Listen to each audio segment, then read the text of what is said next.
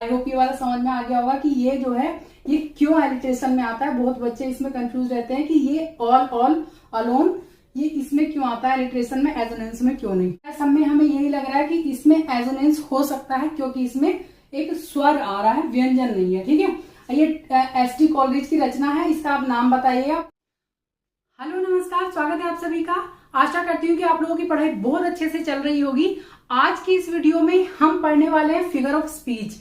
मैंने पहली वीडियो में बताया था आप लोगों को कि हम फिगर ऑफ स्पीच अगर इस तरह से पढ़ते हैं, डिफरेंस करके, दो जो नियरेस्ट हमें फिगर ऑफ स्पीच लगते हैं कि जैसे कंफ्यूजन हो कि ये वाला है या ये वाला, जैसे सिमिली और मेटाफर है, या फिर जो जैसे हमारा आज हम पढ़ने वाले हैं एलिट्रेशन और एजोनेंस, इसमें क्या डिफरेंस है बेसिक, इस चीज को लेकर के हम दोनों को अगर साथ पढ़ेंगे तो एग्जाम हॉल में जाकर के जो हमें कंफ्यूजन होता है कि इस लाइन में एलिट्रेशन है या एजोनेंस है, तो इसका डिफरेंस हमारा दूर हो जाएगा, मतलब कंफ्यूजन दूर हो जाएगा। तो कॉपी पेन लेकर के बैठिएगा, जो छोटे छोटे डिफरेंसेस हैं उनको नोट करते जाइएगा, जिससे कि आप लोगों को दिमाग में बैठ जाए कि हाँ इस जगह पे कौन सा वाला फिगर ऑफ स्पीच आने वाला है। आप सभी जानते हैं कि फिगर ऑफ स्पीच क्या होता है, हिंदी में जिसको अलंकार बोलते हैं, और क्या होता है, ब्यूटीफाई टू द लिटरेचर, ये लिटरेचर को ब्यूटीफाई करते हैं। एक और इसकी डेफिनेशन अगर हम देख लें, figure of speech is a literary device, याद रखिएगा लिटरेरी डिवाइस है, that uses words in a distinctive way to create a special effect. हम अपने साहित्य में स्पेशल इफेक्ट क्रिएट करने के लिए इन डिवाइसेस का, यानी कि फिगर ऑफ स्पीच का यूज करते हैं। ये तो हो गई फिगर ऑफ स्पीच की डेफिनेशन। अब हम देख लेते हैं, मैंने पहले बताया कि दो दो को पढ़ेंगे एक साथ तो डिफरेंस हमें मालूम होगा। जो कंफ्यूजन हमें होता है, लगता है कि ये है कि ये है, तो आज हम यहाँ पे पढ़ने वाले हैं difference between alliteration and assonance. देखिए एजोनेंस को आप एसोनेंस पढ़ते हैं या एजोनेंस, ये कोई ज्यादा बड़ी बात नहीं है। कुछ लोगों को लगता है कि हम क्या प्रोनाउंस कर रहे हैं, गलत प्रोनाउंस करते हैं, ये कोई मैटर नहीं होता है, आप छोटे बच्चे नहीं है। ठीक है, तो एलिट्रेशन और एजोनेंस का हम डिफरेंस पढ़ेंगे। कॉपी पेन लेकर के बैठिएगा, नोट करते रहिएगा छोटी छोटी चीजें। ठीक है, एंड तक बने रहिएगा वीडियो में, जिससे कि पूरा बहुत कम शब्दों में बहुत सारी चीजें समझाने वाली हूँ। अभी मैंने देखा कुछ बुक्स हैं बहुत बड़ी बड़ी डेफिनेशन लिखी है, लेकिन उनमें कंफ्यूजन क्लियर नहीं हो रहा है कि ये एलिट्रेशन है कैसे आएगा या फिर एजोनेंस कैसे आएगा। ठीक है, तो यहाँ पर देखिए, सबसे पहले हम एलिट्रेशन पढ़ते हैं। ये एक तरह से आपको है डिक्शनरी के अकॉर्डिंग भी आप समझ लीजिए, पहले एलिट्रेशन ही आएगा फिर एजोनेंस। ए लेटर से हैं दोनों, तो पहले पढ़ते देखिए एलिट्रेशन क्या होता है, अनुप्रास अलंकार जिसको हम कहते हैं हिंदी में, a series of words that begin with the same consonant sound. इसमें याद रखिएगा अनुप्रास में यानी कि एलिट्रेशन में कॉन्सोनेंट साउंड से शुरू होती है क्या, अ सीरीज ऑफ वर्ड्स की जो सीरीज है, पहला लेटर उनका क्या होगा, सेम कॉन्सोनेंट का होगा। पहला लेटर, यहाँ पे लेटर की बात हो रही है, लेटर मीन्स अक्षर की बात हो रही है, शब्दों की नहीं हो रही है, ध्यान रखना है। द फर्स्ट लेटर कम्स और रिपीट्स अगेन एंड अगेन। जो पहला जो लेटर होता है वो अगेन एंड अगेन रिपीट होता है बार बार। ठीक है, लेटर मैंने लिख दिया है कि इसको नोट करिएगा, letter not words. Words repeat नहीं होते, लेटर रिपीट होते, जैसे आ ई आई उ औ हिंदी में होता है, ये इसमें कॉन्सोनेंट रिपीट होते, जैसे क ख ग। और इंग्लिश में जैसे ए ई आई ओ क्यू छोड़ करके, ए ई आई ओ यू को छोड़ करके जितने भी कॉन्सोनेंट है उनसे शुरू होता है फर्स्ट लेटर, एक ही लाइन में वो कई बार आता है।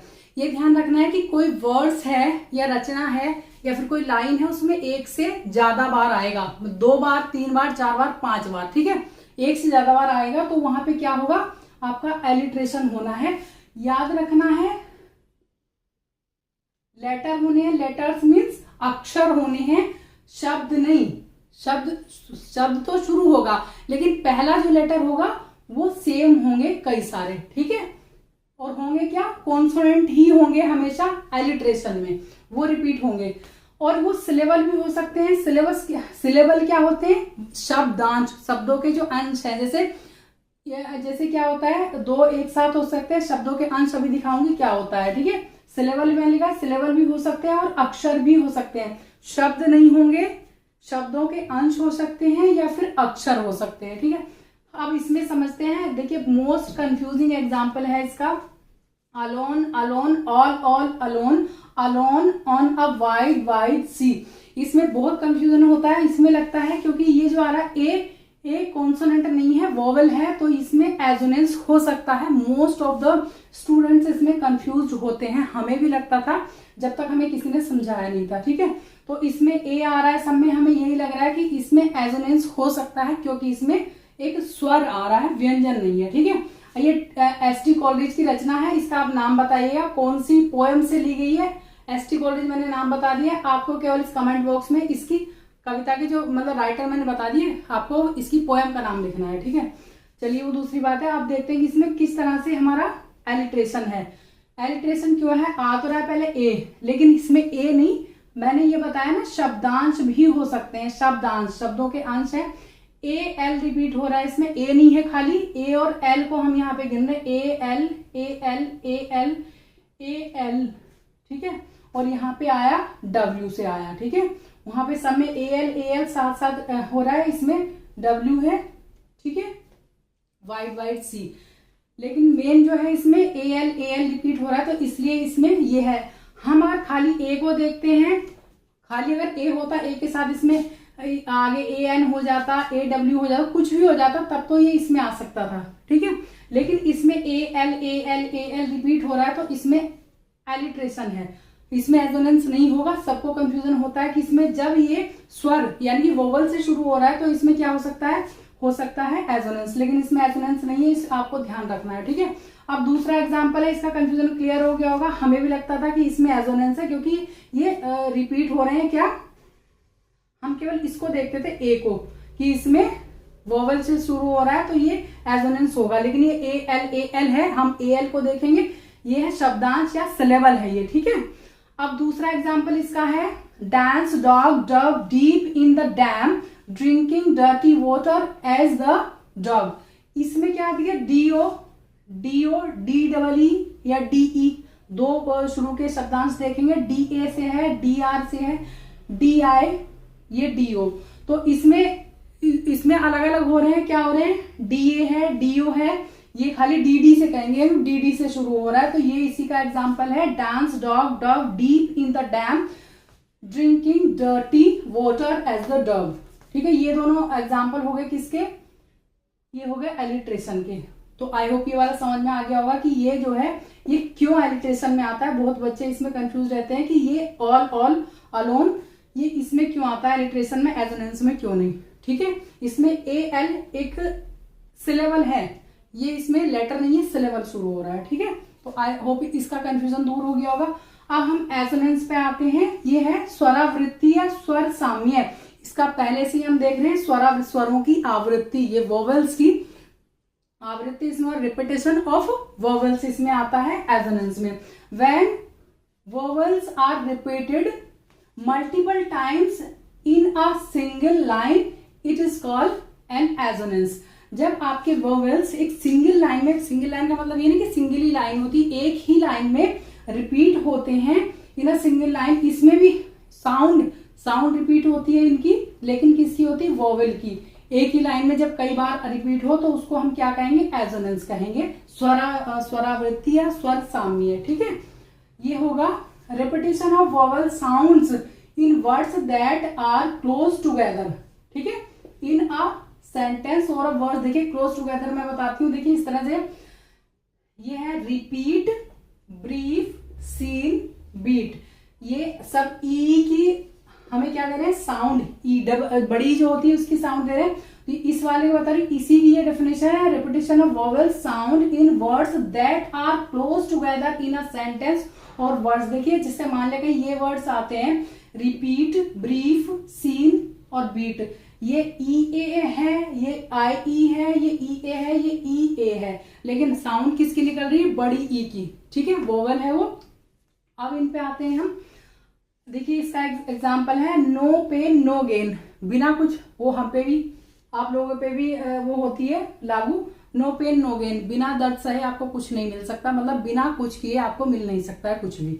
नो पेन नो गेन, ए आई आ रहा है इसमें, क्या है ये दोनों ही वोवेल हैं, रिपीट हो रहे हैं यहाँ पे। फिर है the rain in Spain falls mainly on the plain, R A I N है, ए आई है, आई एन नहीं गिना जाएगा, ए आई ए आई और ए आई, ये सिलेबल हो गए हैं, सिलेबल है ये भी, ठीक है। तो इसमें चाहे तो सिंगल आपका वोवल हो, जैसे ए है, ई, आई, ओ, यू, इनमें से कोई सा सिंगल भी हो सकता है और इनका पेयर भी हो सकता है। इसमें पेयर आ रहा है ए आई, तो ये सिलेबल हो गया।